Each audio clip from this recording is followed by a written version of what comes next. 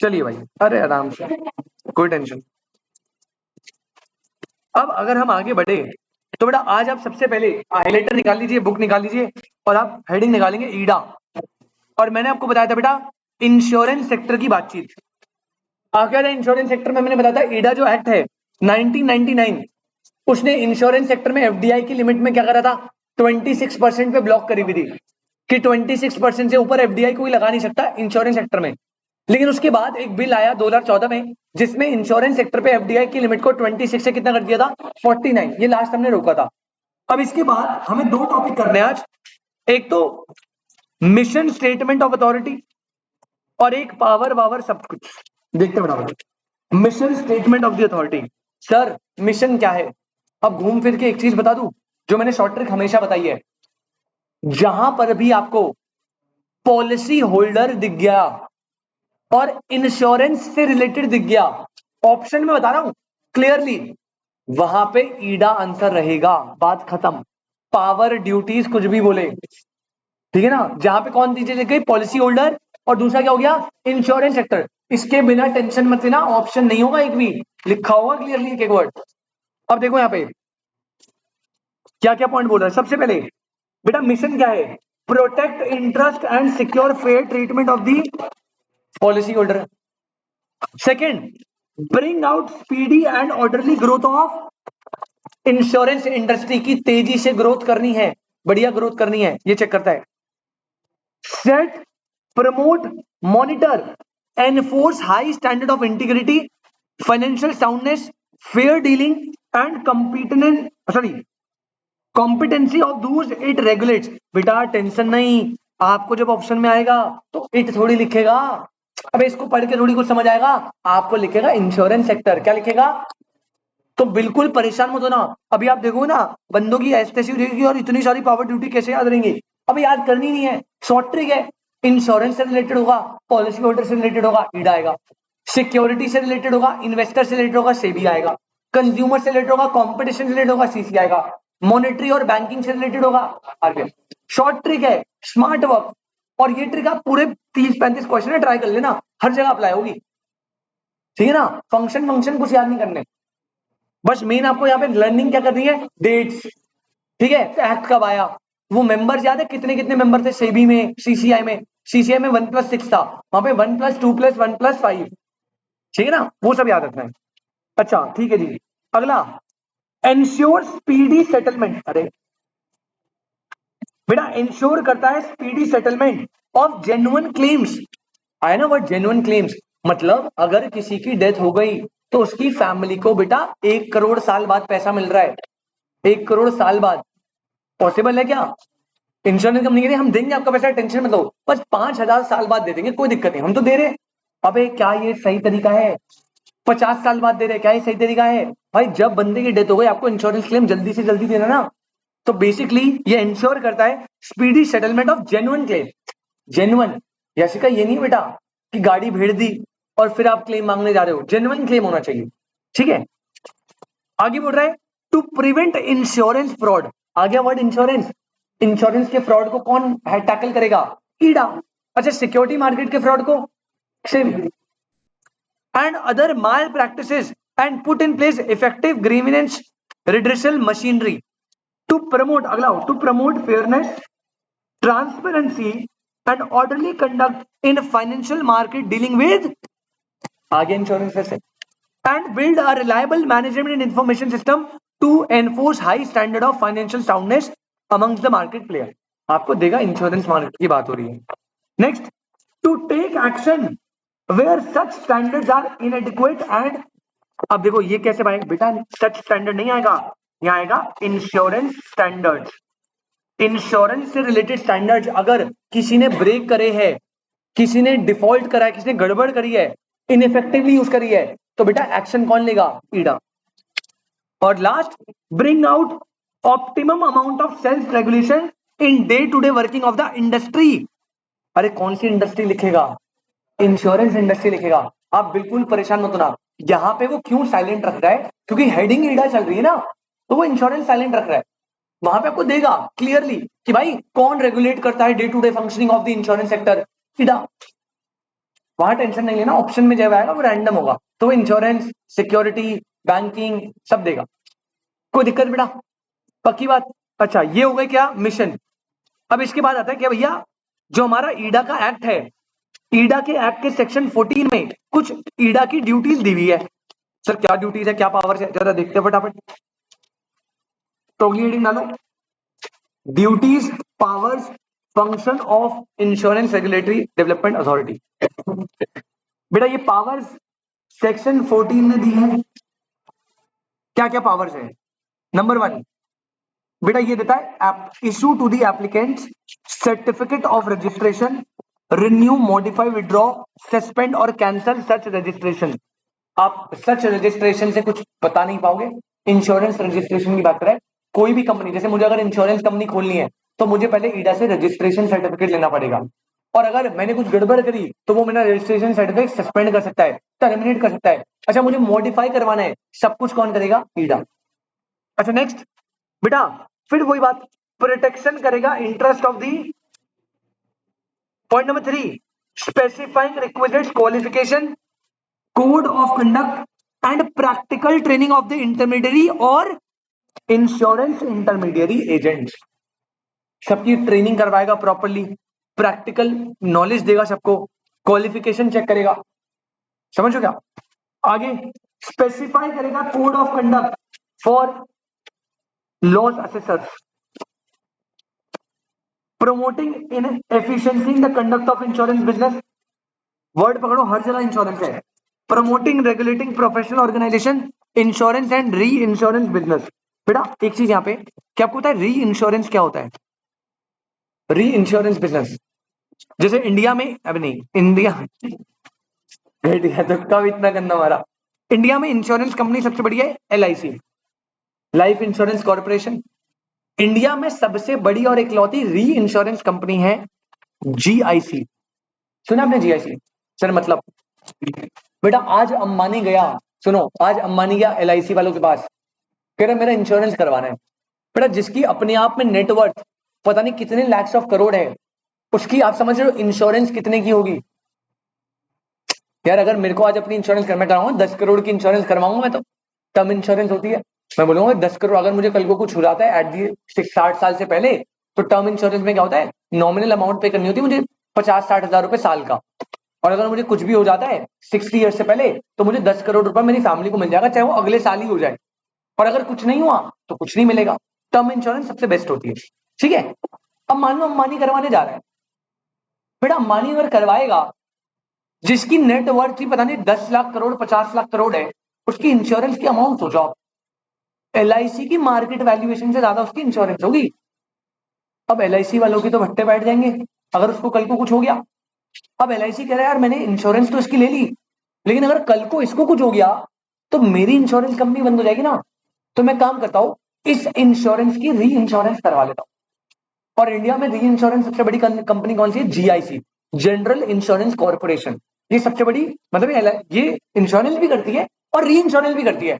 तो अगर कोई छोटी इंश्योरेंस कंपनी है जिसे रिस्क है कि यार अगर इसका बंदे का क्लेम आ गया ना तो मेरी तो भाई बैंड बच जाएगी, तो वो जाएगी GIC के पास और उसे प्रीमियम पे करेगी, तो भाई देख अगर उसे कुछ हुआ वो मेरे पास आएगा, और अगर मेरी डूबने की नौबत आई उसके चक्कर में तो मैं तेरे पास आऊं।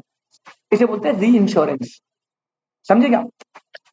आगे बेटा अगर कोई भी फीस लगानी है, किसी भी तरह की फीस या अदर चार्ज लगाने हैं for this purpose of this act. अब दिस एक्ट की बात, वो जो ईडा का एक्ट है उसकी बात कर रहा है।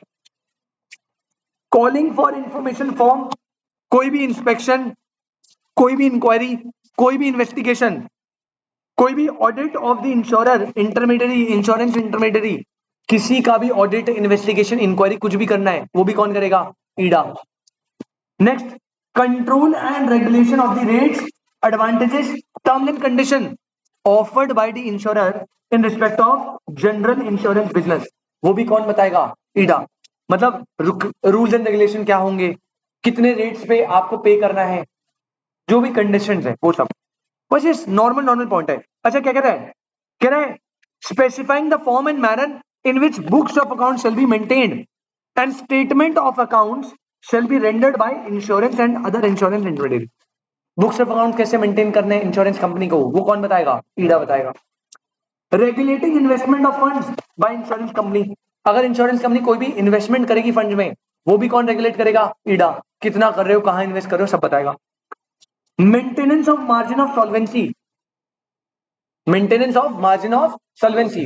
बेटा कई बार ना क्या होता है कि कंपनी के पास जितने फंड आते हैं ना, आपको सारे फंड्स थोड़ी आप दे दोगे. अगर आप सारे फंड्स इधर उधर फ्लो डाल दोगे तो बेटा आपकी तो सॉल्वेंसी खत्म हो जाएगी. कल को मान लो कोई क्लेम आ गया तो तुम्हारे पास तो पैसा ही नहीं होगा. तो टेक्निकली बैंक्स भी क्या करते हैं ना, आपको पता है एसएलआर रखता है.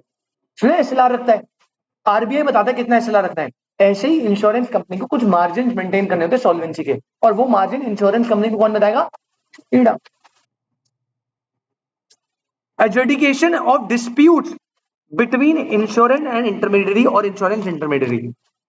कभी भी कोई भसड़ हो गई, कोई डिस्प्यूट हो गया, कोर्ट केस हो गया, तो वो भी कौन है? ईडा आएगा वहां पे. सुपरवाइज करेगा functioning of tariff advisor committee. Tariff advisor committee tax की कमेटी होती है, तो उसके भी चीजें सुपरवाइज करने की ड्यूटी दे रखी है. Specifying the percentage of premium income of the insurance to finance scheme for promoting and regulating professional organisation. बकवास है. Specifying percentage of life insurance की प्रीमियम बताएगा, और कोई भी अदर पावर जो प्रिस्क्राइब कर दे. एज में भी प्रिस्क्राइब मतलब आपको पता होगा रूल्स आते हैं इसके लिए. दुष्यंत सर ने बताया होगा जब भी लॉ में लिखा होता है ना एज में भी प्रिस्क्राइब, तो ये सेंट्रल गवर्नमेंट ना अलग से रूल्स निकालती है. कंपनीज एक्ट में बड़ा पंगा है ये, हर जगह लिखा है एज में भी प्रिस्क्राइब, उसके लिए रूल लिखा हुआ है अलग से. तो अब इंटर में जाओगे तब समझोगे. तो ये सारी ड्यूटीज है. At the end of the day आपको कोई भी ड्यूटी पावर याद नहीं रखनी, ना आपके बस की आप याद कर पाओगे. सीधी बात. ट्रिक मैंने बता दी. It is related to insurance, it is related to policy holder का इंटरेस्ट. अगर ऐसे टर्मोलॉजीज आपको दिख रही है, वहां पे ईडा ये सब रेगुलेट करेगा. बात समझ आती है? इसी के साथ बेटा ईडा खत्म हो गया. आज के लिए एक छोटा सा काम आपको मैं दूं ना, तो बेटा ये देख रहे हो आप कितना बढ़िया काम करा आपके इंस्टीट्यूट ने. जो सब हमने पढ़ा हुआ है अभी तक सब कुछ, वो ना आपको एक मस्त चार्ट में दे दिया. किसका एक्ट क्या है, कौन कब स्टैब्लिश हुआ, किसका फंक्शन क्या है. समझ रहे हो? ये नबार्ड से पहले है. पूरा दे रखा है, फंक्शन, एसेंशियल्स, रोल, पूरा टेबल दे रखा है जो हमने सारी बातें करी है. तो आप अगर चाहो तो ये चीजें एक बार देख सकते हो. ऑल्दो कोई जरूरी नहीं है, जो ऊपर पढ़ा है वो भी बहुत मोर देन सफिशिएंट है. ठीक है ना? 4 इंस्टीट्यूट क्लियर हो गए. क्या क्या? RBI, SEBI, CCI, IRDA. अब आते हैं अपने लास्ट पॉइंट पे, और अपना लास्ट पॉइंट आता है बेटा, दैट इज व्हाट. और इसमें से भी क्वेश्चन 100% लेके चलो आएगा. 100% बता रहा हूं नबार्ड में से. अब उधर में से किससे आएगा वो ना कंफर्म नहीं होता, लेकिन आपको पता है भाई वो ऑब्वियसली फंडिंग में से एक तो क्वेश्चन देंगे, और फंडिंग में तो एक ही पॉइंट है. मैं बताता हूँ लास्ट ईयर कौन सा क्वेश्चन आया था. तुम्हारी बुक का क्वेश्चन है जो लास्ट ईयर आया था, और ये बहुत छोटा सा है. कितने पेज का है नबार्ड? बस इतना ही है ना, 1.5 पेज है, तो जल्दी से हो जाएगा. रुको एक मिनट, ऐसे मिटा दो. फिर से अगेन इसकी भी ट्रिक है वैसे, देखते क्या है.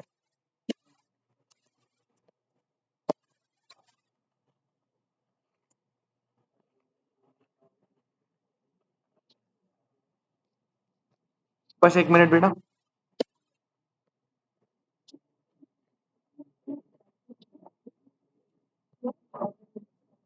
आ जाओ. हेडिंग डालेंगे बेटा, funding institution Indian development bank. सुनना ध्यान से, सुनना ध्यान से. बेटा जितने भी फंडिंग इंस्टीट्यूशन है, मैंने आपको पहले ही बताया था, ये 2 काम करते हैं. एक तो पहली बात ये रेगुलेट भी करते हैं, इसके साथ साथ डायरेक्टली फंड्स भी देते हैं. और जितने भी फंडिंग इंस्टीट्यूशन होते हैं ना, उनको प्यार से बोलते हैं डेवलपमेंट बैंक. क्या बोलते हैं बेटा? बात समझ आ रही क्या? अब सुनना, ठीक है. पहली चीज जो यहां पे नहीं दे रखी बट आपको याद रखनी है एग्जाम के लिए, वो मैं बताता हूं. बेटा डेवलपमेंट बैंक जो होते हैं ना, डेवलपमेंट बैंक जो होते हैं, डेवलपमेंट बैंक से 3 याद रखना आप. इससे ही लास्ट ईयर क्वेश्चन आए. डेवलपमेंट बैंक्स होते हैं ना जो फंड्स प्रोवाइड करते हैं डेवलपमेंट के लिए. किसके लिए प्रोवाइड करते हैं? अब वो डेवलपमेंट किसी की भी हो सकती है. तो 3 डेवलपमेंट बैंक के बारे में आपको नॉलेज रखनी है, बस नाम पता होना चाहिए, नाम। एक डेवलपमेंट बैंक है नबार्ड, जो हमारे सिलेबस में है, यही पढ़ना है हमें इकलौता। एक और डेवलपमेंट बैंक है जिसका नाम है सिडबी। क्या नाम है बेटा? प्लीज याद रखना, पेपर में लास्ट ईयर क्वेश्चन है, अभी मॉड्यूल में भी क्वेश्चन है और इस साल एमटीबी में भी क्वेश्चन है इसका। और एक डेवलपमेंट बैंक है दैट इज कॉल्ड एक्सिम। ये तीनों क्या है बेटा? डेवलपमेंट बैंक है। ठीक है, अब आपको क्वेश्चन पता है कैसा है? लास्ट ईयर लिखा था ऑड वन आउट, स्कैनर का, इसे मॉड्यूल में भी है क्वेश्चन, लिखा ऑड वन आउट। एक दे रखा है नबार्ड, एक दे रखा है सिडबी, एक दे रखा है सेबी, एक दे रखा है एक्सिम। अबे भाई सेबी है ना, क्योंकि ये तीनों तो क्या है? Development bank. मैं बता रहा हूँ, ये अभी इस पे आता है, बट आप पहले समझ गए ये तीनों किस कैटेगरी में आते हैं? डेवलपमेंट बैंक में। और सेबी क्या है? सेबी तो भाई नॉन फंडिंग इंस्टीट्यूशन है। समझ आ रही है? तो ऑड वन आउट ऐसे कर लेना। अब ये होता क्या है बेटा? डेवलपमेंट बैंक्स वो पर्पस होते हैं जो ना फंड देते हैं डेवलपमेंट के लिए। अब डेवलपमेंट तो मल्टीपल तरीके से हो सकती है। नबार्ड ना डेवलपमेंट पे फोकस करता है, पता है किसकी? एग्रीकल्चर एंड रूरल डेवलपमेंट की।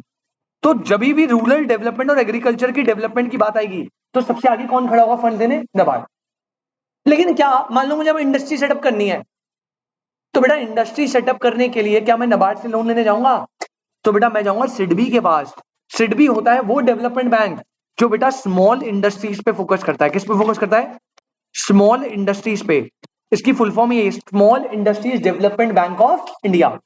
और एक्सिम जो है, एक्सिम होता है उन इंडस्ट्रीज के लिए या उन बिजनेसमैन के लिए, ये उनको लोन देता है जो एक्सपोर्ट एंड इंपोर्ट्स में डील करते हैं। जो किस में डील करते हैं बेटा? आपको पता है ना इंडिया के लिए एक्सपोर्ट्स कितने जरूरी है, फॉरेन करेंसी आता है उससे। तो गवर्नमेंट इसे प्रमोट करना चाहती है, तो ना उन्होंने एक अलग से डेवलपमेंट बैंक खोला एक्सिम, जिसका पर्पस है उन लोगों को बहुत अच्छे रेट ऑफ इंटरेस्ट पे लोन देना जो एक्सपोर्ट इंपोर्ट जैसी एक्टिविटी में एंगेज है। ठीक है, ऑल तो ये आपको इतना याद नहीं रखना, बस आपको याद रखना 3 डेवलपमेंट बैंक है हमारे सिलेबस में। नबार्ड जो एग्रीकल्चर रूरल डेवलपमेंट से रिलेटेड है, सिडबी जो स्मॉल इंडस्ट्री से रिलेटेड है, और एक्सिम जो एक्सपोर्ट एंड इंपोर्ट से रिलेटेड है। क्लियर है बेटा? पक्की बात? चलो ये आप एक स्टिकी नोट या कहीं पे भी लिख लेना जैसे आपको ठीक लगे। अब आगे आते हैं सर, आगे की कहानी देखो बेटा। आगे बोल रहा है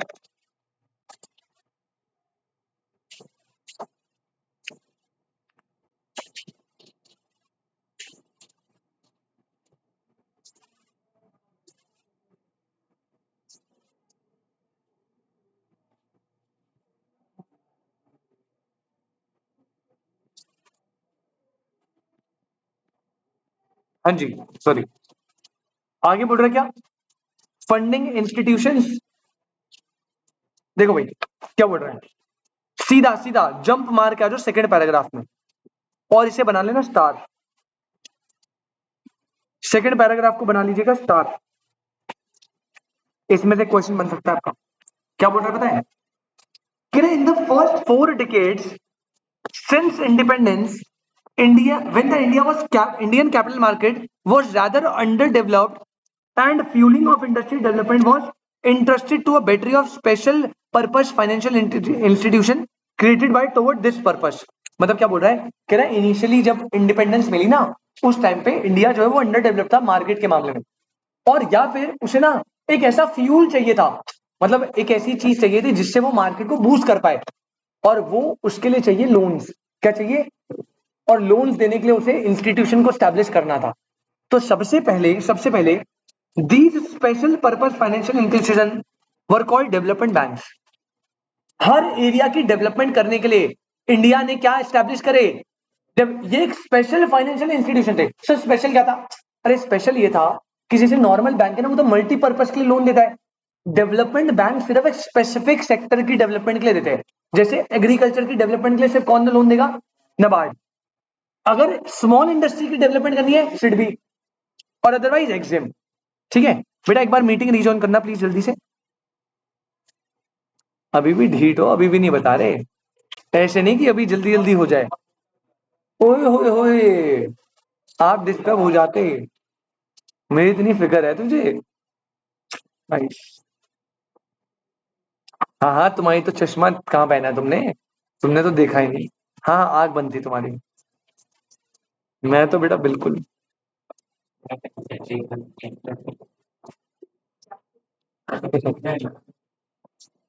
तुझे भी नहीं दिखा था। ओ, आ जाओ वापस। अब देखना भाई, तो हमने बेसिकली स्पेशल इंस्टीट्यूशंस खोले, उन्हें उनको नाम क्या दे दिया, डेवलपमेंट बैंक। अब यहां ना थोड़ी हिस्ट्री आई है, ध्यान से सुनना। In India the genesis of development banking में be traced to the setting up of, सबसे पहले पिक्चर में आया कौन, इंडस्ट्रियल फाइनेंस कॉर्पोरेशन। अभी आप हाईलाइट कर लो, स्टिकी नोट में दिखा दूंगा कैसे बनाना है। Industrial finance corporation, IFCI. और ईयर याद रखना बेटा, आईएफसीआई कब आया था, 1948। इसमें से भी ऑड वन आउट आ जाएगा। सबसे पहले इंडिया ने 4 डेवलपमेंट बैंक खोले, ठीक है। सिडबी और एक्सिम तो बाद में आए थे। सबसे पहले देखो 4 कौन कौन से थे। सबसे पहले जो इनिशियली डेवलपमेंट बैंक थे वो पहला था आईएफसीआई, और नाम से पता लग रहा है इंडस्ट्रियल फाइनेंस कॉर्पोरेशन। तो ये किसको लोन देगा, इंडस्ट्रीज को। अच्छा, 1948 में आया बेटा। इसके बाद आया जो आपके, आप इसे जानते हो शायद, industrial credit and investment corporation of India, ICICI, आया 1955 में। अरे सुना है क्या इसको, ये क्या है, कमर्शियल बैंक है। लेकिन ये पहले कमर्शियल बैंक नहीं था, ये पहले था डेवलपमेंट बैंक। अभी दिखाएगा बाद में हमने ना, जो ये है ना आईसीआईसीआई, इसको डेवलपमेंट बैंक से हटा के किसको कन्वर्ट करके क्या बना दिया, कमर्शियल बैंक। अभी तो ये कमर्शियल बैंक है, पहले ये सिर्फ इंडस्ट्रीज को लोन देता था, ठीक है। तो सबसे पहला डेवलपमेंट बैंक 1948 में कौन सा आया, IFCI, industrial finance corporation of India. Second आया 1955 में आईसीआईसीआई, फुल फॉर्म याद रखना, डेट याद रखना। इसके बाद थर्ड आया industries development bank of India, बेटा आईडीबीआई। क्या आपने सुना है आईडीबीआई बैंक, वो भी अब कमर्शियल बैंक है, पहले क्या था, डेवलपमेंट बैंक। उसका भी कन्वर्जन हुआ है, यह आया था 1964 में। और अब देखो आगे क्या बोल रहा है, later the two development banks have converted into, किस कौन कौन कन्वर्ट हुए, आईसीआईसीआई और आईडीबीआई। तो सर आईएफसीआई का, बेटा आईएफसीआई जो है ना, उसको कन्वर्ट करके बना दिया था एनबीएफसी।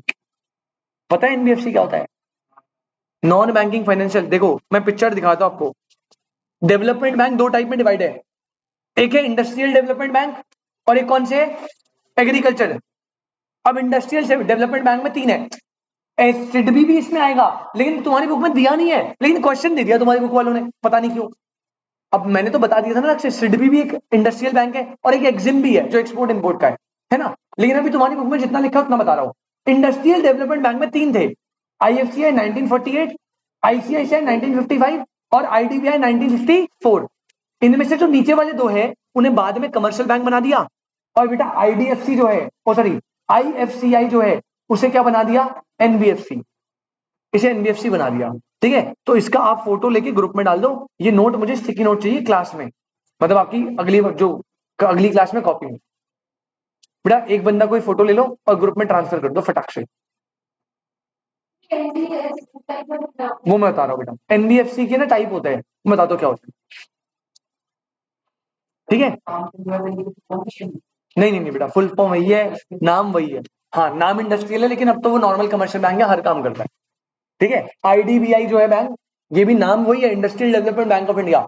लेकिन अब एचडीएफसी है, एचडीएफसी ना, उसकी फुल फॉर्म पता है आपको क्या है, HDFC, housing development finance corporation. Housing development मतलब एचडी में एच स्टैंड फॉर हाउसिंग।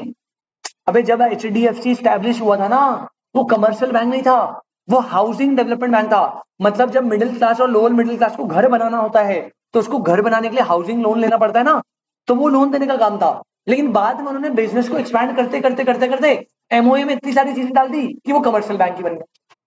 समझ हो गया।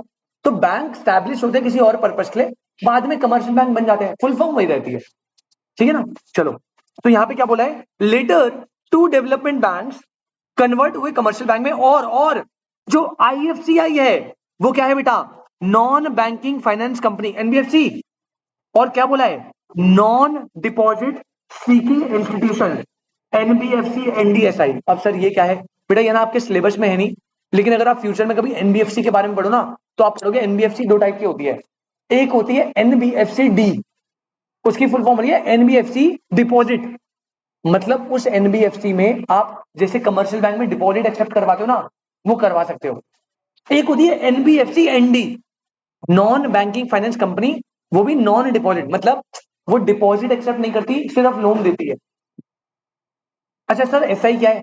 अब एनबीएफसी जो एनडी वाला है ना, नॉन डिपॉजिट, उसमें भी दो टाइप होता है, एक होता है सिस्टमैटिक वाला, एक होता है नॉन सिस्टमैटिक वाला।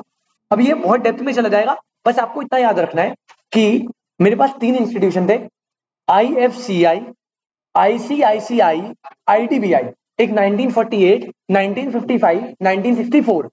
नीचे के दो को मैंने कन्वर्ट करके बना दिया था कमर्शियल बैंक, और पहले वाले को मैंने कन्वर्ट करके बनाया था एनबीएफसी, वो भी कौन से टाइप का?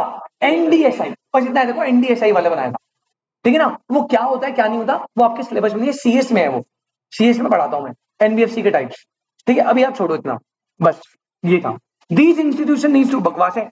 इसके अलावा एक और हमने खोला था, क्या? डेवलपमेंट बैंक, और उसका नाम क्या था? लेकिन वो किस लिए था? फाइनेंसिंग एग्रीकल्चर एंड, क्योंकि ऊपर के तीन का तो सारा फोकस इंडस्ट्री पे था, तो हमने किसके लिए एक एग्रीकल्चर और रूरल डेवलपमेंट का अलग से खोला। However, continue to pose development challenges. This explains the emergence of National Bank for Agriculture Rural Development, NABARD, और आया था 1982 में। आपकी बुक में डेट नहीं है, लिख लो 1982 में आया था। NABARD की स्टैब्लिशमेंट होती 1982 में। मैं पहले ही बता रहा हूं, ये चार्ट लेना इसको ढंग से, क्वेश्चन आता है। और दूसरा ये वाला टॉपिक, इसको भी देख लेना, ये तुम्हारी बुक में दिया नहीं लेकिन क्वेश्चन आया इसमें से। बाद में बोलना मत सर ये था नहीं। सिडबी और एक्सिम वाला, ये तीनों डेवलपमेंट बैंक है, ये सारे डेवलपमेंट बैंक है जितने भी यहाँ दिख रहे हैं। बस वो एग्रीकल्चर का है, सिडबी और ये तीन इंडस्ट्री वाले हैं, वो एक्सपोर्ट इंपोर्ट का। चलो आगे बढ़ते हैं, अब आते हैं हम मेन मुद्दे पे। और मेन मुद्दा क्या है बेटा आज का? नाबार्ड। स्टार्ट करें? चलो खत्म हो गया चैप्टर, बस सबसे बड़ा चैप्टर था, मैंने बोला था 4 क्लास हो गई आज हमें इसमें, बट 4 क्लास बाकियों में लगेगी, तो जल्दी जल्दी होंगे बाकी। इसके बाद हम उल्टा चलेंगे, फिफ्थ है, फिर फोर्थ करेंगे, फोर्थ में 2 क्लास लग जाएंगे आपके आराम से, 2 में हो जाए। अब देखो भाई क्या कह रहा है, नाबार्ड जो है ना वो है एपेक्स डेवलपमेंट बैंक। अरे क्या बोला? Apex development. फिर से अब बात वही आ गई ना, अगर बोला एपेक्स बैंक बताओ, एपेक्स बताओ, एपेक्स, अरे नहीं पता रे, कौन सा एपेक्स, किसका एपेक्स? एपेक्स मतलब तो हेड होता है, वो क्लियरली बोलेगा। अगर बोलेगा apex body for security market से भी, apex development bank NABARD, apex banking system RBI, apex of monetary system RBI. समझ रहे हो मेरी बात? तो एपेक्स मतलब तो हेड होता है, आगे पीछे। अगर हाँ, अगर कुछ भी नहीं बोला, सिर्फ बोला एपेक्स बॉडी, फिर आप साइलेंट मान के, वैसा तो ऐसा होगा ही नहीं, 99 का 100% नहीं होगा, लेकिन फिर भी अगर बोल दिया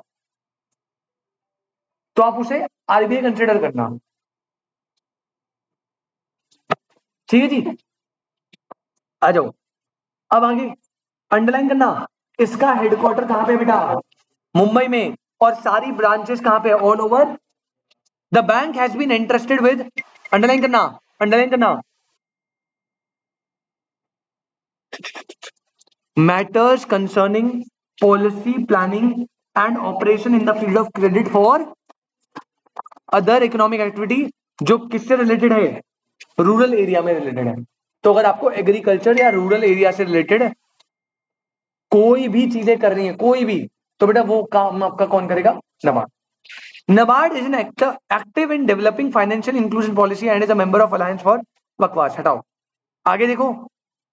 NABARD has been instrumental in grounding rural social innovation and social enterprise in the rural hinterlands।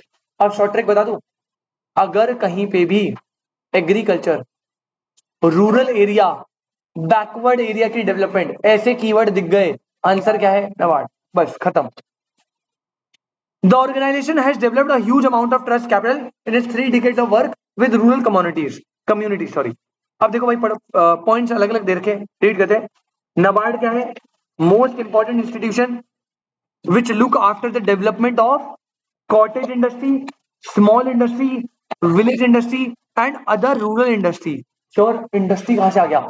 अरे बेटा रूरल डेवलपमेंट पे तो फोकस करता है ना, और रूरल एरिया की डेवलपमेंट कॉटेज और विलेज इंडस्ट्री से तो होगी ना, तो ये इनडायरेक्टली उन इंडस्ट्रीज को भी फंड्स दे देता है जिनका अल्टीमेट पर्पस है रूरल एरिया में डेवलपमेंट करना। एग्रीकल्चर तो प्राइमरी फोकस है, लेकिन कोई भी ऐसी एक्टिविटी जो रूरल एरिया में डेवलपमेंट करी, चाहे वो इंडस्ट्री से रिलेटेड हो, तो ये दे देगा फंड्स, कोई दिक्कत नहीं है। Next, NABARD besides agriculture also reaches out for aligned activities such as poultry farming, animal husbandry, etc. and support and promote rural development. अरे क्या गांव के लोग सिर्फ फार्मिंग ही करते हैं? Animal husbandry, horticulture, dairying, fisheries, पढ़ा है ना हमने, बहुत सारी चीजें होती है, तो सब काम के लिए देगा। अल्टीमेटली इंपैक्ट होना चाहिए आशमा जी रूरल डेवलपमेंट। ठीक है, आगे क्यों बढ़ रहा है? NABARD discharge its duty by undertaking the following roles. तो आएगा NABARD के रोल्स। क्या क्या रोल है? सबसे पहला बेटा एपेक्स फाइनेंसिंग एजेंसी है, लेकिन ऐसा तो पता नहीं लगेगा किसके लिए। For the institutions providing investment and production credit for promoting development activities in rural area. घूम फिर के आ रहा है रूरल एरिया बार बार। सॉरी, क्या गवर्नमेंट? हाँ जी बेटा, कौन प्राइवेट सेक्टर ऐसी चीजें करेगा? गवर्नमेंट। गवर्नमेंट ने सेपरेट डिपार्टमेंट बनाया हुआ। जितने भी बेटा डेवलपमेंटल और वैसे काम होते हैं ना, वो गवर्नमेंट ओन्ड ही होते हैं जनरली। वेलफेयर के लिए कौन प्राइवेट सेक्टर काम करेगा? आ जाओ अगला। और क्या करता है बेटा, और क्या रोल है? Take measures towards institution building for improving absorptive capacity of the credit delivery system, including monitoring, formulation, restructuring of credit institution, training of personnel.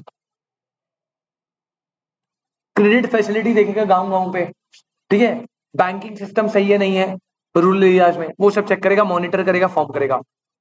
ठीक है, इसके अलावा क्या बोल रहा है बेटा? कह रहा है कोऑर्डिनेट करेगा the rural financing activities of all institution engage in developmental work at field level. जितने भी इंस्टीट्यूशन गांव के एरिया में फंड्स दे रहे हैं उनके साथ कोऑर्डिनेट करेगा। अब एक बात बताओ यार, देखो क्या NABARD हर एक गांव में जाके लोन दे सकता है? तो ना, NABARD एक हेड इंस्टीट्यूशन है, उसके अंदर अंदर बहुत सारी चीजें आती है, जैसे क्या आपने सुना होगा, कोऑपरेटिव सोसाइटीज, क्या आपने सुना है? RRBs, रीजनल रूरल बैंक्स, क्या आपने सुना है? SHG, self help group.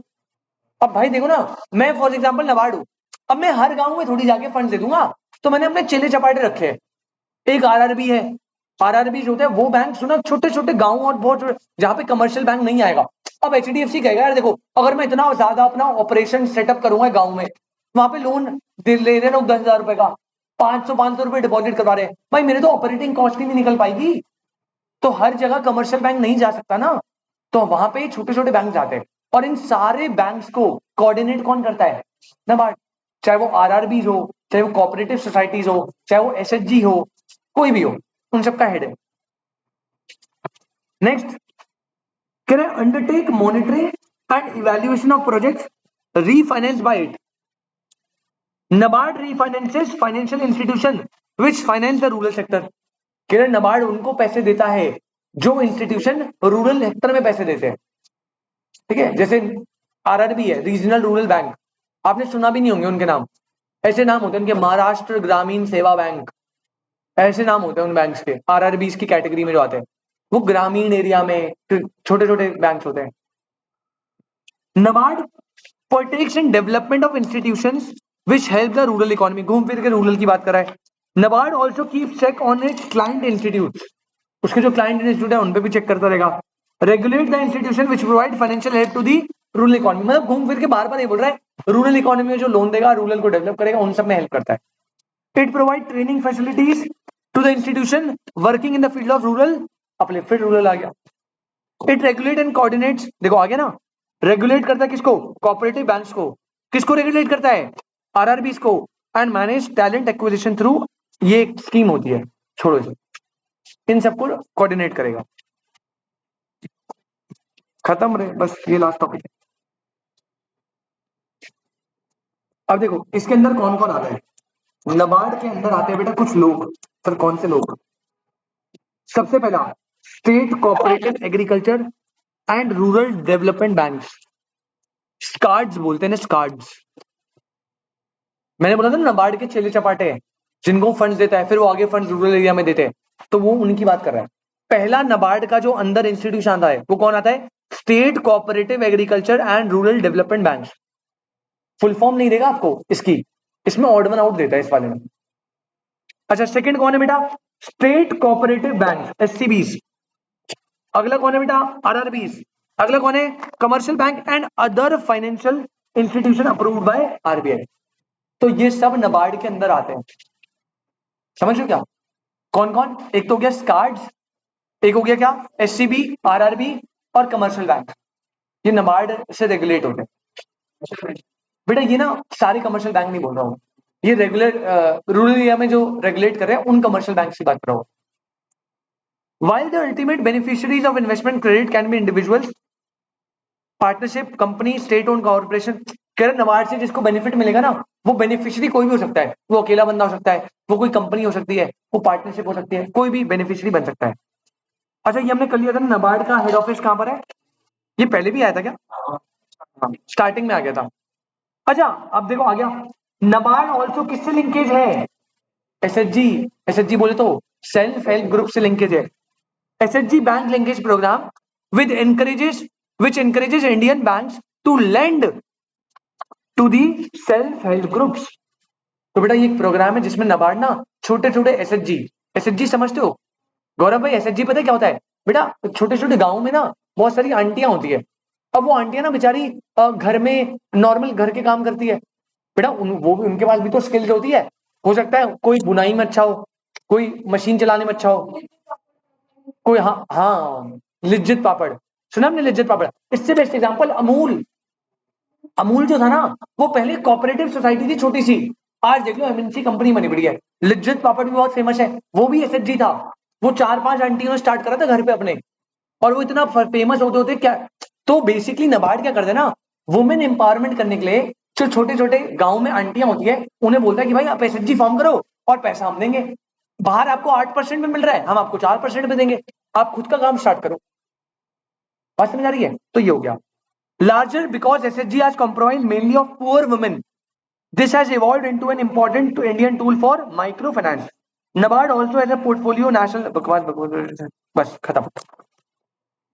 अब ये सारी बातें देखो, क्या ये मैंने आपको लिखवा दी थी नोट्स में, ये सारे फैक्ट्स जो हमने दिए पढ़े थे ना भाई, 1948 में ये आया था, आईसीआईसी आया था, ये आया था, फिर बाद में इसको कन्वर्ट कर दिया था और इन दोनों को कन्वर्ट कर दिया था, तो ये सारी बातें हमने ऊपर पढ़ ली है, इसका समरी है थोड़े से खत्म बेटा चैप्टर।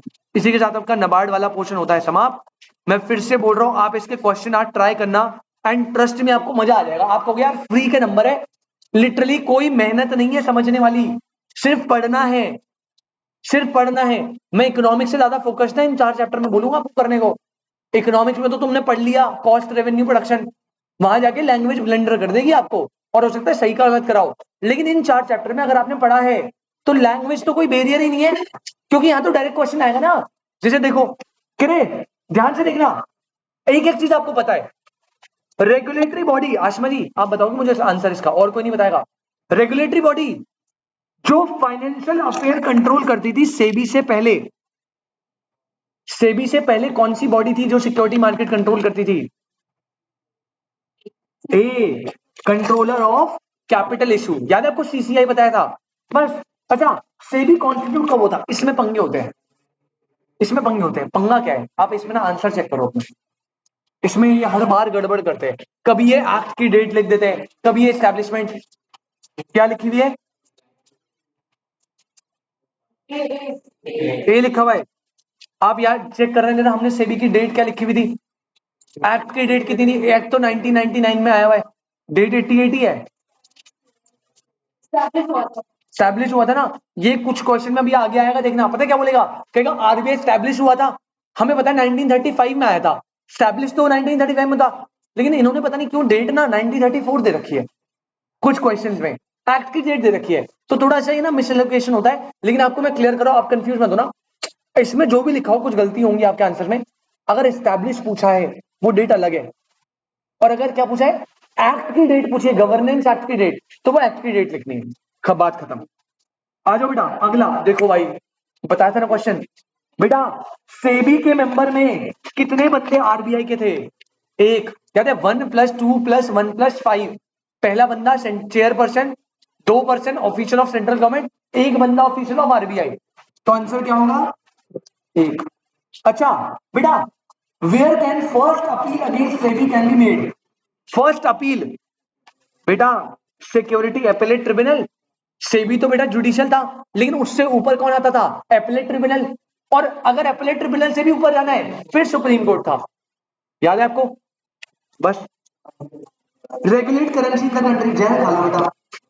आरबीआई था भाई, करेंसी तो ये करता है। आप देख रहे हो क्या यहाँ पे आपको लैंग्वेज बैरियर आ रहा है कहीं पे भी? बस यही तो बोल रहा हूँ, यही फ्री के नंबर है।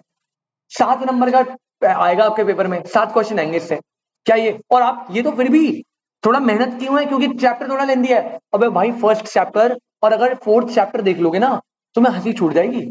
एलपीजी पॉलिसी याद है? लिबरलाइजेशन प्राइवेटाइजेशन, वो पढ़ा रहे तुम्हें 6 6 नंबर में। और आते हैं हमेशा कहां कहां से क्वेश्चन आते हैं, गिन के बता दूंगा, एक ये एक ये वही पढ़ लोगे ना उतने में काम हो जाएगा तुम्हारा। तो बहुत स्टार्ट रीड तो पूरा करवाऊंगा, जैसे इस चैप्टर में एक एक चीज रीड करवाए ना, पूरा करवाऊंगा। भाई 3 और 6 में देख, 3 में ना मैं रिकमेंड करूंगा पेपर से पहले पढ़ियो, क्योंकि तू कर ले अभी, तू देखे तू भूल जाएगा।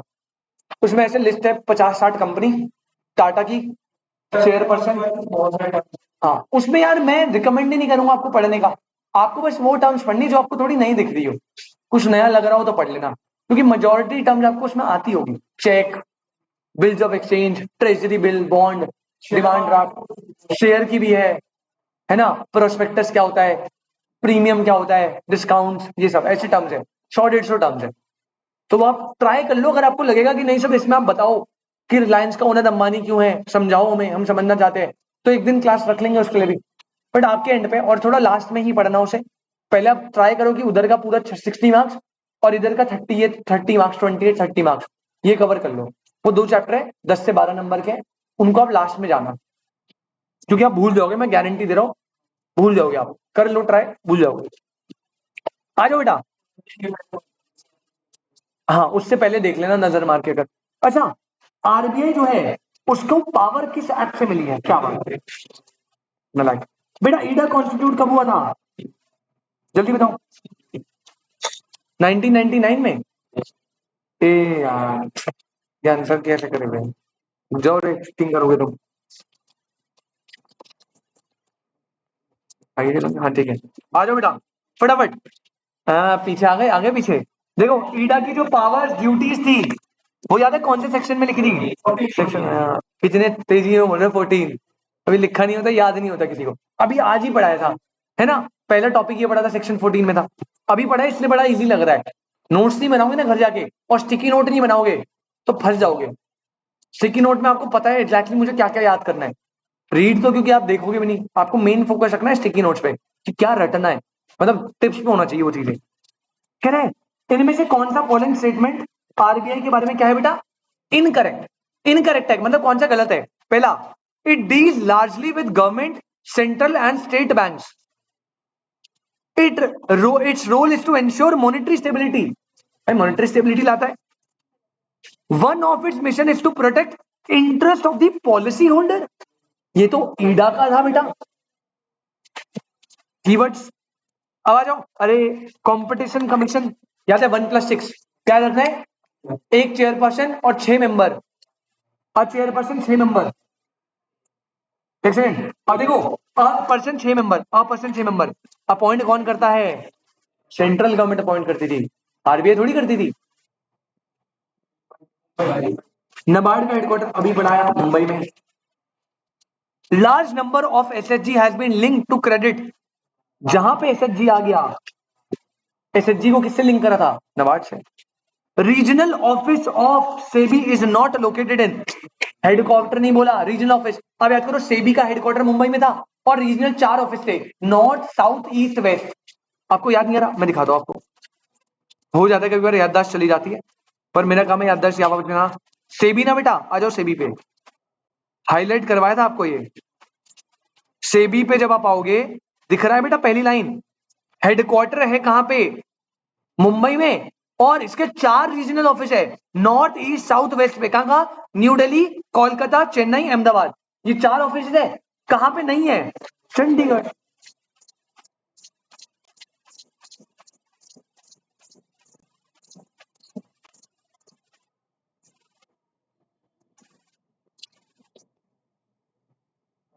सेबी का वेस्टर्न, वेस्टर्न वाला कहाँ आता है? वेस्टर्न आता है बेटा ईस्ट, इधर आ गया आपका वेस्ट बंगाल साइड। वेस्ट में कौन आता है? गुजरात, मुंबई, ये सब, अहमदाबाद। ऐसे आप याद रख सकते हो टेक्निकली। देखो पुणे में तो है ही नहीं, पुणे तो था ही नहीं, मुंबई में तो हेड ऑफिस था, सूरत में भी था नहीं, अहमदाबाद बचा। Which one of the following statement is, अब वही शॉर्ट ट्रिक लगानी है। पहला, SEBI member consist a chairman who shell appointed by the central government. हाँ सर, उसमें ना 1+2+1+5 और 1 वाला चेयरपर्सन था जो सेंट्रल गवर्नमेंट अपॉइंट करती थी, तो ये तो ट्रू है पहला। SEBI member consist 2 member from official of ministry of the central government, absolutely yes. पहला चेयरपर्सन गवर्नमेंट अपॉइंट करेगी, 2 मेंबर भी अपॉइंट गवर्नमेंट करेगी, और थर्ड जो एक मेंबर था वो कौन अपॉइंट करता था? आरबीआई, और बाकी 5 भी सेंट्रल गवर्नमेंट, जिसमें से 3 का होना चाहिए full time. The SEBI member consist 1 member among the official of RBI वो shall be appoint nominated. Correct है, तो ऑप्शन क्या हो गया बेटा? अभी मैंने पढ़ा भी नहीं है। SEBI member consist of 5 member जिनमें से एटलीस्ट 4 मेंबर। अबे एटलीस्ट कितने? 3 मेंबर। आशमा जी याद है ना, एटलीस्ट 3 मेंबर फुल टाइम होने चाहिए थे, यहाँ 4 लिखे। SEBI has to be responsive, SEBI responsive होगा तो विच कॉन्स्टिट्यूट बेटा? सिक्योरिटी आ गया, सिक्योरिटी इन्वेस्टर आ गया, अरे बाहर में जाए भैया, ऑल ऑफ दी अबव ही होगा। तो जहां पे ट्रिक मैंने बोला था ना हर जगह यूज होगा भाई, दिख गया ना सिक्योरिटी इन्वेस्टर, ट्रिक कर दो all of the above. SEBI के कौन से रोल है लेकिन कौन सा फंक्शन नहीं है? 3 थे, quasi legislative, quasi executive, quasi judicial. अरे क्या ये कौशी प्रोफेशनल कोई था? नहीं था, ऑड वन आउट हो गया। For the discharge of its function efficiently SEBI has been invested with the following power. इनमें से कौन सा सेबी का पावर है? कौन कौन सा पावर है भाई? देखो पहली बात तो ऐसे क्वेश्चन में generally all of the above ही होता है, लेकिन हम देख लेते हैं। पहला, क्या वो लॉज बनाता है स्टॉक एक्सचेंज के? हाँ जी। क्या वो इंस्पेक्ट कर सकता है books of accounts, call for periodical return, recognise stock exchange के? हाँ जी, तो ऑल ऑफ द अबव हो गया। RBI has been vested with extensive power to control and supervise commercial banking system under the act। है 2 बार आ गया क्या question? Oh sorry, check करना है इसमें, बोथ दे रखा है या ये दे रखा है? I guess it is both. C दे रखा है ना? मैंने आपको बताया था बैंक्स के ऊपर 3 आते हैं, आरबीआई भी आता है, बैंकिंग रेगुलेशन भी आता है, और कंपनीज भी आता है। तभी बेटा custodian of foreign exchange, oh my God इतना टफ क्वेश्चन, कितना खुश हुई बता के। आशिमा कितना हंस के बताया कि RBI, I am the smartest. The Reserve Bank of India being Central Bank of India perform all the central banking function. Which of the function? Not the function. अरे इशू ऑफ करेंसी करता है क्या? Banker to the government है क्या? Custodian of exchange है क्या? Watchdog of ethical competition. अबे competition का वॉचडॉग कौन है? हेलो है। इनमें से कौन सा सीसीआई का रोल नहीं है? Promote practices having adverse effect on competition, promote and sustain competition, protect interest. देखो प्रमोट एंड सस्टेन कंपटीशन है, protect interest of the consumer है, एंश्योर फ्रीडम ऑफ ट्रेड है, ये तीनों तो है। अबे क्या वो प्रमोट करता है practices having adverse effect on competition, not having adverse effect? क्या वो जिनका कंपटीशन पे नेगेटिव इंपैक्ट है उसको प्रमोट करता है कि कंपटीशन खत्म करो? वो तो सर कंपटीशन को प्रमोट करता है ना, नॉट हैविंग होना था। तो आपका आंसर क्या होगा बेटा? Option number A. बाकी 3 तो हर जगह पढ़ रहे थे आप, फ्रीडम ऑफ ट्रेड, इन्वेस्टर का और कंज्यूमर का इंटरेस्ट। नबार्ड रीफाइनेंसेस द फाइनेंशियल, वो फाइनेंसेस दी। फिर तुमने जल्दी, आशमा यूं बता दे रही है जो खतरनाक वाले क्वेश्चन है उसमें नहीं बोल रही कुछ। खैर खतरनाक कुछ है नहीं आशमा, कुछ लग रहा है आशमा आपको डिफिकल्ट? मैं आपको क्या बोल रहा हूँ, बीसी के ना की है बेटा एग्रीगेट खिंचवाने का, स्पेशली नहीं को। क्यों? इसमें कभी आपके साथ डिफिकल्टी होगी नहीं रे, पढ़ा होगा तो याद होगा, नहीं पढ़ा तो नहीं आता। कभी ये नहीं होगा कि मैंने पढ़ा तो था लेकिन मुझे कॉम्प्लिकेटेड लग रहा है कि ये क्या बोल दिया इसने, ऐसा कभी नहीं होगा। लैंग्वेज का गेम नहीं होगा, वो इको में हो सकता है आपके साथ थोड़ा बहुत। नबार्ड सर्व्स, नबार्ड जो है वो एक फाइनेंसिंग एजेंसी है। पूरा पढ़ लिया करो, अगर गलती से नॉट लिख दिया हो ना तो ये हो जाएगा तुम्हारा, मुझे भी नहीं पढ़ने दे रहे। NABARD serves as an apex financing agency for the institution providing investment and production credit for promoting various development activities in rural areas. NABARD is the most important institution in the country which look after the development of cottage, small village. तीनों industry होती है rural area में. Which of the is not a function of RBI? हाँ, monopoly, issue, banker to the government, control of credit, ये तीनों होते हैं. Advancing loan to large business houses, ऐसा तो कुछ नहीं. लोन देता है लेकिन गवर्नमेंट को देता है और कमर्शियल बैंक्स को देता है. Choose the correct statement. SEBI can came into enforce 30 जनवरी 1992. नहीं, शायद ट्रू है, आई गेस. इनमें से कौन सा करेक्ट है? अच्छा, पहले सेकंड पढ़ लेते हैं, पता चल जाएगा. ईडा वो setup an act of parliament. बिल्कुल बिल्कुल बेटा, ईडा का तो एक्ट है अपना. नबार्ड जो है बैंक वो setup in 1982. All of the above बेटा. अच्छा, मुझे एक ही डेट मुझे भी याद नहीं थी, कसम से झूठ नहीं बोल रहा, लेकिन मुझे ये पता था कि बी और सी करेक्ट है. मुझे नबार्ड की डेट याद थी, अभी पढ़ा था, और मुझे इसकी डेट याद थी, तो मुझे पता था बी और सी करेक्ट है, तभी मैंने डी लगा दिया. आपको लग रहा होगा सर ने क्या सारी डेट चार्ट की, बेटा नहीं, इतने टाइम से पढ़ा तो याद है. अदरवाइज वैसे जैसे यहाँ सीबी की मुझे 1992 तो याद था, लेकिन मुझे नहीं पता था 30 जनवरी है. ठीक है, हाँ, जनवरी नहीं पता ना, 1992 तो सही था. Which of the following statement is incorrect regarding development bank? क्या देना डेवलपमेंट बैंक? पहला, development bank provide funds to new and upcoming businesses houses. कुछ गड़बड़ सी लग रही है, देखते हैं. Development bank accept long term deposit for individual and firms. IFCI was the first development bank in India. ये तो करेक्ट है. सबसे पहले IFC आया था 1948 में, फिर आया था ICICI 55 में, IDBI 64 में, तो ये तो करेक्ट है. The first two banks ICICI है कन्वर्टेड इनटू कमर्शियल बैंक, ये भी करेक्ट है. A point is development bank provide funds to new and upcoming business houses, और development bank accept long term deposits from individual and firms. बेटा मुझे ये B में doubt लग रहा है थोड़ा, आंसर चेक करना. बी है, हाँ. तो बेटा क्योंकि ये फंड्स तो प्रोवाइड करता है, हाँ, डिपॉजिट एक्सेप्ट करने वाला ऐसा कुछ था नहीं. Which of the following is CRR and SRR quantitative measure? सही है बेटा. Repo rate is the rate at which bank borrow money from RBI. Bank rate and repo rate are the same, use at different purpose. Qualitative instrument are also called selective credit control. ये है बेटा. Bank rate repo rate का same same होता है. Purpose भाई, purpose कुछ भी हो, एक लॉन्ग टर्म एक शॉर्ट टर्म होता है. अब देखो आ गया ना, बोला था ना ये लास्ट ईयर का क्वेश्चन है, तब ये बच्चों को करवाया भी था मॉर्निंग वालों को, तुम्हें तो खैर सारी करवा दी. टाइम बचा था, मैंने कहा यूटिलाइज कर लेते थोड़ा, अगला वाला मन नहीं था स्टार्ट करने का. ऑड वन आउट बेटा. नबार्ड, सिडबी, एक्सिम, ये तीनों क्या है? डेवलपमेंट बैंक है ये, है ना. और जो सेबी है वो तो नॉन फंडिंग आ गया. Which of the following statement are correct? Development Bank filled the void of underdeveloped capital market in the first 4 decades since independence. Development Bank do not accept deposit. They are mere क्या लिखा है? Purveyor of credit. ICICI and RBI even today enjoy the status of apex level. इनमें से कौन सा correct है? A and B भी हो सकता है क्या? A and B भी है, A and B होगा ना दोनों, क्योंकि डेवलपमेंट बैंक तो बेटा एक स्पेशल फंड प्रोवाइड करते हैं ना पर्पस के लिए. डिपॉजिट तो एक्सेप्ट करने का क्या है, आंसर क्या है? डी है. ये तो बिल्कुल ही करेक्ट है, ये तो हटा दो इसे, तो इनकरेक्ट है क्लियरली. भाई कोई एपेक्स बॉडी थोड़ी है अभी, अब तो नॉर्मल कमर्शियल बैंक है ना.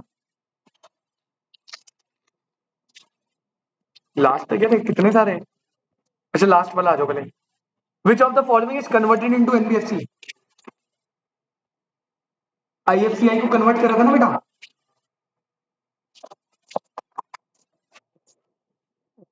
अच्छा नेक्स्ट लास्ट देखो, सेकंड लास्ट. इनमें से following combination of financial institution and their function which are not correct. SEBI set up rules for the game of money market. RBI set, SEBI बेटा money market का थोड़ी बताता है. RBI set rule for the game of capital market. CCI set rule for the game of product and service in non financial market. SEBI और RBI वाला. विच of the following is NABARD provide refinance facility in respect of credit of agriculture. आगे बेटा ये correct है. NABARD perform apex level coordinated loan is a commercial bank. apex body है बेटा commercial. कोई दिक्कत? आप देख रहे हो आ रहा ना मजा पूरा. भाई टेक्निकली बस मैं बता रहा हूँ, फ्री के नंबर लपेटने वाली बात है. थोड़ा सा एफर्ट लेना पड़ेगा रीडिंग में. और अब आप तो रीडिंग में नहीं करनी, अब आपको तो पता है किस में से क्या पढ़ना है. बस बिल्कुल प्राइमरी रिक्वेस्ट लेके चलना. अगर आपको बीसीके में फोड़ना है, सिर्फ बेटा जो हाईलाइटेड है उसके स्टिकी नोट बना रहे हो, कस्टम से बता रहा हूँ, दिक्कत नहीं आएगी. जब लास्ट में भी आप एक दिन में पढ़ोगे ना, पूरी एक दिन में बीसीके रिवाइज कर सकते हो आप एक दिन में. क्यों? क्योंकि आपके पास स्टिकी नोट्स होंगे, आपको पता होगा मुझे कितना याद करना है. अगर आप रीडिंग करने बैठोगे लास्ट दिन में, कुछ ना होगा, स्ट्रेस और आ जाएगा. तो आप स्टेप बाय स्टेप जो मैंने बताया था कि मैं रीड करवाऊंगा, नोट आपके होमवर्क में है. मैं उम्मीद करता हूं आप टाइमली वो बना रहे हो. ठीक है गौरव भाई, टाइमली बनाने हैं. आज जितना भी पार्ट हमने करा, क्या क्या करा, ईडा का आज का पोर्शन और नबार्ड वाला पोर्शन, इन दोनों के स्टिकी नोट बेटा प्लीज बना लीजिएगा. और बाकी पूरे 33 क्वेश्चन मैंने करवा दिए बेटा. अगली क्लास में आपसे मिलेंगे जो कि होगी कल.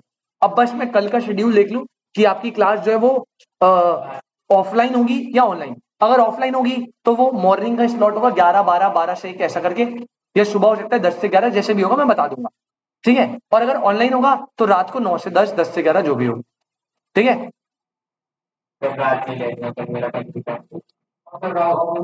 कल रात में प्रैक्टिकल है. अच्छा, वही मैं कह रहा हूँ, मैं डर गया, मैं कह रहा ये क्या कर. अच्छा कौन कौन ले बेटा, किसी को कोई दिक्कत तो नहीं है अगर मैं रात को ऑनलाइन लेता हूँ? प्लीज अगर कोई दिक्कत है मैं बता दो. ऑनलाइन वाले बच्चे बेटा प्लीज, अगर किसी को कोई भी प्रॉब्लम है कल रात को 9-10 बजे ऑनलाइन क्लास लेने में, तो प्लीज मेरे को एक बार बेटा प्लीज मेंशन कर दो अभी, तो मैं देख लूंगा. अगर आपको दिक्कत है तो क्लियर है बेटा, रख सकते हैं क्या हम की क्लास? सर रात को ही रख लो क्लास. नो सर, ठीक है बेटा, बहुत बढ़िया. तो बेटा क्लास आपकी फिक्स है, कल आपसे मिलते हैं रात को ऑनलाइन. टाइमिंग होगी 9 बजे. रुक जाओ, नहीं सॉरी, टाइमिंग होगी 10 बजे. नहीं अबे चल, टाइमिंग होगी 10 बजे. हार्डली 1 से 1.5 घंटे क्लास होगी. और कल मैं न्यू चैप्टर स्टार्ट कराऊंगा. उल्टा चल रहे अपन, 5 कर लिया, इसके बाद क्या है 4. फोर्थ का नाम है government policies for economic growth. ठीक है ना, वो देखेंगे, बहुत छोटा चैप्टर है, बढ़िया सा. तो मिलते हैं आपसे कल रात को 10 बजे. पहले ही बता रहा हूं, रात को 10 बजे.